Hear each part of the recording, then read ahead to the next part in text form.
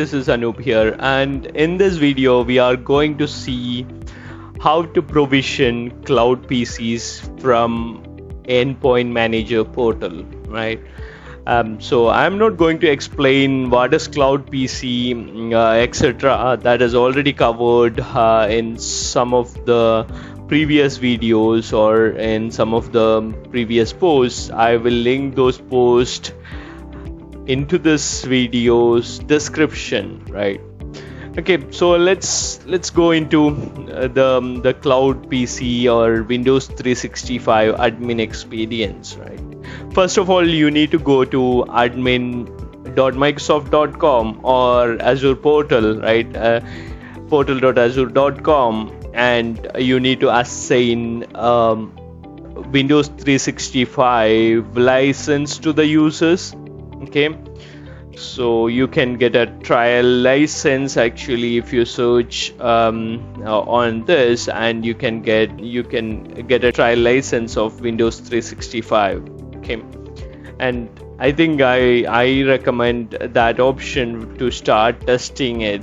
Okay, that would be easy if you already have Intune license and Intune subscription with Azure Active Directory, etc. Right? Otherwise, it is going to get a bit difficult. In that scenario, you need to get Microsoft 365 license as well, or EMS E3 or E5 license as well. So all these licenses are available for the trial version in this portal. From this portal you can purchase that, or you can take a trial version of it. Once you have assigned the users with the license, you can go ahead to the MEM portal, Endpoint Manager portal, and you can see it is there in the news. Windows 365 is there in the news section of the portal itself, in the home page, right? You can see, you can go to devices, and in devices you would be able to see a new node over here. Okay, and this is the node where you can see all Windows 365 related configuration options, etc., right? And this is very useful. Over here you can see, like, okay, these are the first this is the first step I need to do, and this is the second step I need to do, and this is the third step, right? So first thing, Windows 365 Enterprise needs on-prem network connection, because if your domain controller or Active Directory is an on-prem, then the Cloud PCs are joined to those domain, and then it is registered with Azure Active Directory. So the only supported scenario at the moment is hybrid Azure AD join, right? So that is why we need connectivity back to on-prem. So there are some other scenarios, like if you have some, I don't know, business application which is hosted in on-prem data center, then how do you connect to that particular application? So probably you might need to have a VPN connection back to on-prem data center. That's another kind of requirement when Windows 365 starts supporting Azure AD join, right? When they start supporting Azure AD join, you don't need direct connectivity to on-prem Active Directory. Okay, so let's look into on-prem network connection, how to set up that. I have already set this up, right? And if you click on that, you will see, like, these are the things I have already configured, right? So general, this is the general thing. You should have a Azure subscription. You should have access to resource groups, creating new resource groups. You should have access to create a virtual network, or there should be a virtual network already otherwise you won't be able to perform this action, right? So let's try to create a new one, enter any name, right? For example, test Windows 365 and select Azure subscription and say like, okay, I want to connect to I want to use this particular resource group, and if I try to create a resource group, something called Windows 365, then that is going to give an error. Resource name Windows 365 or a part of the name is a trademarked or reserved word, so you cannot use that. Even if I put Windows, that is not allowed. If I put window, that is allowed, right? Now I need to, if you have already created virtual networks, you will get an option, right? So this is a prerequisite. You should have a virtual network already in place, then only you can connect or you can configure this particular connection for Windows 365. Okay, so I'm assuming that you already have I don't know, express route or VPN connection back to your on-prem data center where you are hosting your domain controller. Your network colleagues already created virtual network within Azure, and they have configured they have completed all the configurations like express route or site-to-site VPN. I don't recommend site-to-site VPN. If you want to test it as a temporary solution, probably you can go with site-to-site VPN as well, right? Both the options are available in Azure.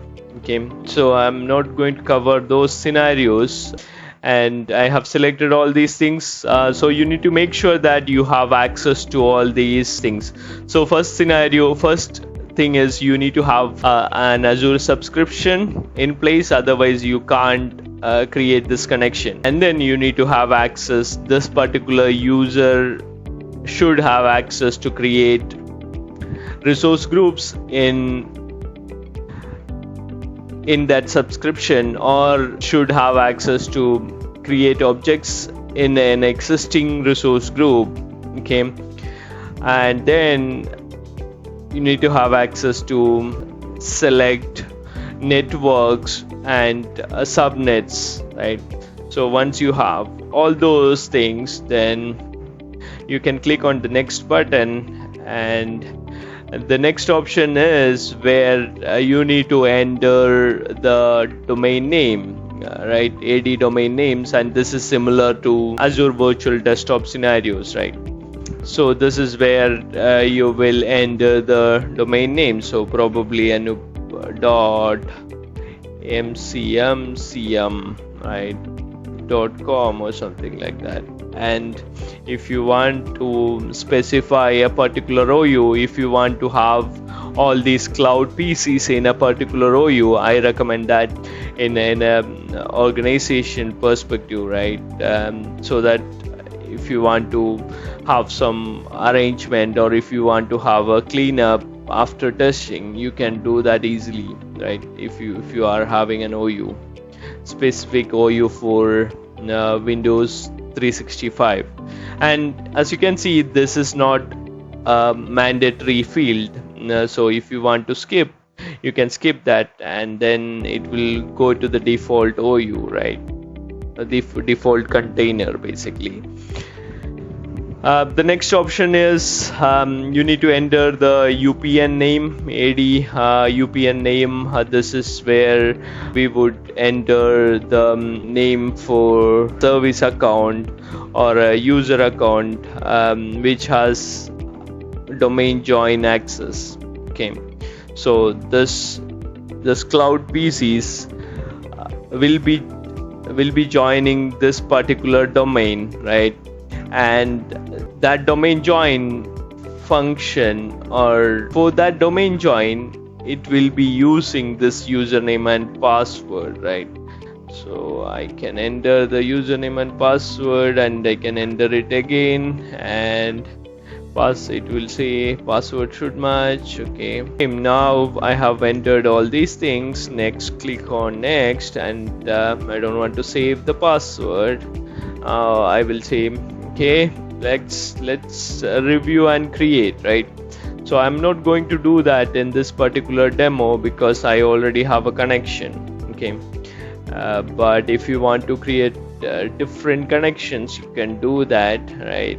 To specify different kind of OUs, etc. So that is done. Now the next step is, if I go to overview, you can see the next step is provisioning policies, right?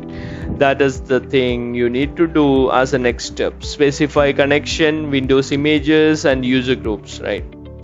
And the third one is you can have a custom image, etc, etc, right? Okay, so this is also, I have done some testing already with this, and you can create a policy, right? Let's create a policy and say this is the similar to any Intune kind of workflow, right? The wizards and the user experience, right? Admin experience is similar, right? I would say Cloud PC HTMD. Okay, and description is not mandatory. On-premises network connection, right? You can select the connection which we have already created. And click on next, and here you will get an option to select two options. You have two options, right? One is gallery image. This is the default image. If you want to follow the zero image strategy, similar to autopilot and I don't know, cloud, white glove or pre-provisioning, then you can use a gallery image, and then you can install applications through Intune and apply policies through Intune, right, on that particular image during the provisioning or after the provisioning. Okay, so here you have options, right? Different options, like these are the options I have at the moment. So I'm going to select the first one, and I'm going to say like next. And this is the important step, right? You should have a Azure Active Directory group where you have added all the licenses, all the licensed users, right? For example, if you have two users in that particular group, if you add that particular group over here, then the two VMs will be provisioned, two Cloud PCs will be provisioned, right? And those two Cloud PCs will get automatically assigned to those two users in that particular AD group, Azure AD group, right? Okay, so you need to be careful about that. Okay, if you have 100 users in Azure Active Directory group, then, and if all the users are having licenses, then this provisioning policy will create 100 VMs. Okay, so you need to be mindful about that. So that's it. It was straightforward. We don't have a lot of options over there. It is kind of a straightforward process, right? And now let's go back to provisioning policy and check what is the existing policies, policy which I already created. Now let's go back to Cloud PC. Sorry, not Cloud PC. Let's see the third of the device image. So over here you can kind of create a custom image, right? Click on add and say HDMD Windows image. HDMD image. Okay, space is not allowed. Image version is, I would say, 1.0. This image version is a bit tricky, right? So it is providing some examples, but yeah, tricky, but I think I managed it. Now there's no image. I want to have an image, okay, Azure managed images, I should have Azure managed images, right, in the subscription which I used, okay, and I should have, okay, that's fine. So I don't have any Azure managed images, that is why it is not showing up, right? So that's cool. Okay, so you need to upload that particular image, custom image, your custom image to Azure Images, then that will show up over here.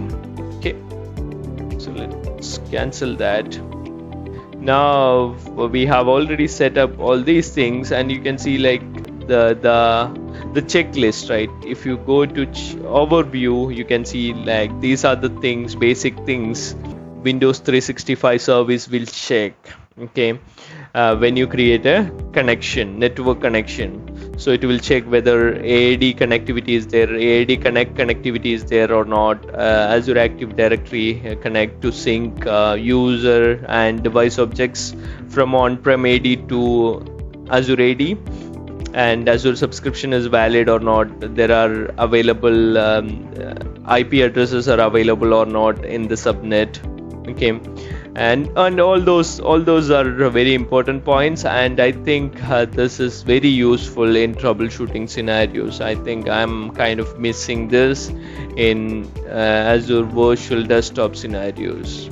Okay, now let's go back to Cloud PCs, and you can see there are 2 Cloud PCs I have already provisioned, right? And you can see Windows 365 policy is assigned. So this is the basic provisioning policy that we have created, right? And you can see PC type, Cloud PC standard, and you can see the status, it is provisioned, etc., right? So if I click on provision status, it will take you to the properties of that particular device, right? And you can see this is similar to any other Intune managed devices. You can see which devices are which policies are there, and other things, right? So let me go to this one probably, and probably I can see, yeah, I have not restarted the Cloud PC, that is why it is still kind of pending, right? And you can see some of the policies got installed, etc., okay. At the moment we don't have any dynamic object, or we don't have any option to create a dynamic Azure AD group for this provisioning, right, or this Cloud PCs, okay. I don't know whether there is any special property for Cloud PCs or not. If we don't have that, then we need to use it is going to be difficult from Intune to deploy specific policies for specific use cases, right? So that is something probably will come in future, but I don't know about that at the moment. So we'll wait and see what are the options for automatic application deployment and creating Azure AD groups, etc. Okay. And if I go to user settings, at the moment I don't have any user settings available. If I click on add new user settings and say this is HTMD user setting, okay, and if I say enable local admin, okay, and say next, and you can see the local admin, you can add local admin to this particular PC devices through this workflow, right? That is good. User setting option is basically at the moment to enable end users as a local admin for their Cloud PCs, okay, and you can disable that also, okay. So this is interesting workflow. I don't know what is the exact use case for user settings. Probably I am assuming maybe there will be a lot of other options coming into this workflow, and this workflow is going to get loaded with lot of options, I guess. Okay, and anyways, we will wait and see what is it exactly. Okay, I think that is it for this particular video. I hope this was helpful. Thank you all for watching. See you next time. Bye bye.